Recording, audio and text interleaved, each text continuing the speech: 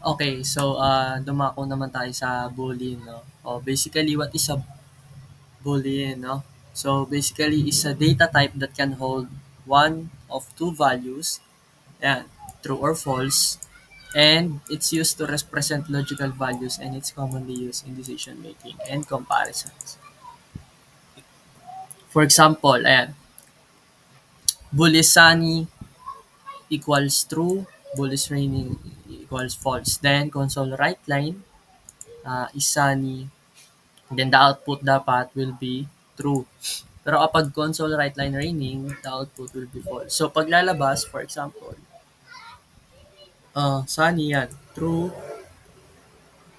and then false. And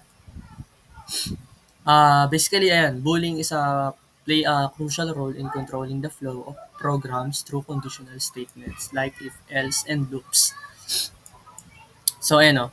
Here's how you can declare initialize a Boolean variable. Bool is adult equals true, then bool as a permission equals false, no? So, you can also assign the result of logical expressions to a Boolean, no? Integer age, 20, bool is adult, equal age is greater than equal 18, evaluates to true, console right line is adult, then the output will be true din, no? So, kasi 20 na siya 18, bali true, kasi 20 na siya And then, ayan, so basically, ano, can only take the values of true or false, yan. Ayan, for example, you can use a comparison operator such as the greater than operator to find out if an expression or variable is true. Yun yung kaninang example. Ayan. Or even easier, ayan. Pwede din examples below we use to equal to. Ayan, for example is integer x which is 10. Ayan, console right line x is equal to 10. Ayan, returns true kasi the value of x is equal to 10. Pero kapag 20 yan, that will be false na magpo-code ka ulit na false yan. Ayan, ito. Uh, 10 is equal to 15, that will be false kasi 10 is not equal to 15. Yan. Ganun lang po. At dito naman, basically, may dalawang operators, no?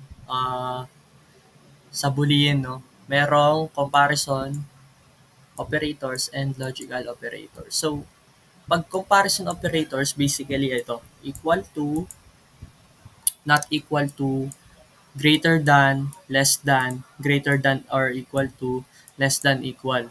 Yan. Okay, for example, integer x, which is 10, and integer y is 20. So, is x is equal to y, the output will be false. Bakit? Kasi hindi naman sila mag-equal 20 yung value ni y, 10 naman si x. Dito naman, is x is less than by, ay less than by 20, the answer is true. Kasi, mas malaki si 20 kumpara kay 10. So, tama lang na less than si x kumpara kay y. And then, the other one is logical operators. Dito naman, yung tinalakay natin last time, nandito yung AND operator. Ayan, true if both conditions are true. Or, operator, true if at least one condition is true. Tandaan, at least one condition. And not operator naman if nagre-reverse the value. Okay, for example, ito. Boolean condition 1 is equal to true, then Boolean condition 2 is false. Example, condition 1 is condition 1 both true, to the condition 2 the output is false kasi si condition 2 ay false, no? Ayan, no? Dito nakalagay yun. And operator, true if both conditions are true, no?